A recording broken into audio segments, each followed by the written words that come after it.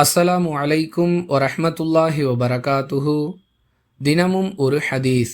ஒரு சமூகத்தார் குப்பை கூளங்கள் போடக்கூடிய இடத்தில் ரசூலுல்லாஹி ஸல்லல்லாஹு அலைஹி வஸல்லம் அவர்கள் நின்று கொண்டு சிறுநீர் கழித்தார்கள் என ஹுதைஃபா ரதியல்லாஹு அன்ஹு அவர்கள் அறிவிக்கிறார்கள்.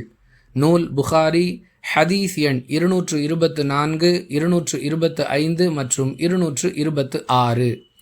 அன்பிற்குரிய அல்லாஹுவின் நல்லடியார்களே, நின்று கொண்டு சிறுநீர் கழிப்பதை பெரும்பாவமாக கருதக்கூடிய நிலையை இஸ்லாமிய சமூகத்தில் பார்க்கிறோம்.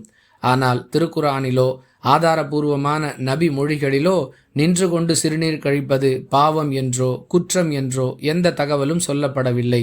மாறாக சிறுநீர் கழிக்கக்கூடிய ஒருவர் தாம் சிறுநீர் கழிக்கக்கூடிய அந்த இடத்தை பொறுத்து தன்னுடைய நிலையை அமைத்து கொள்ளலாம் என்பதை ரசூலுல்லாஹி ஸல்லல்லாஹு அலைஹி வஸல்லம் அவர்களுடைய இந்த செயல் நமக்கு எடுத்து சொல்லுகிறது. குப்பை கூளங்கள் நிறைந்த அசுத்தமான பகுதிகளில் ஒருவர் சிறுநீர் கழிக்க வேண்டிய சூழல் ஏற்பட்டால் உட்கார்ந்து சிறுநீர் கழிக்கும் பொழுது அவர் தரை பகுதிக்கு மிக நெருக்கமானவராக ஆகிவிடுவார்.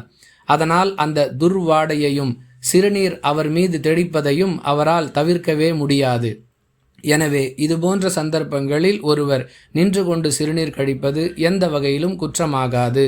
இதனால் அந்த நாற்றமோ அல்லது சிறுநீர் அவர் மீது தெறிப்பதோ இதுபோன்ற அபாயமான நிலைகளை விட்டும் அவர் தன்னை தற்காத்து கொள்வார். எனவே நின்று கொண்டு சிறுநீர் கழிப்பதுதான் இந்த இடத்தில் சாத்தியம் என்றிருந்தால் அவர் அதை அந்த இடத்தில் நடைமுறைப்படுத்துவதே சரியாக இருக்கும். உட்கார்ந்து சிறுநீர் கழிப்பதற்கு வாய்ப்பு இருக்கும் என்று சொன்னால் அவர் அதை பயன்படுத்தி கொள்ளலாம்.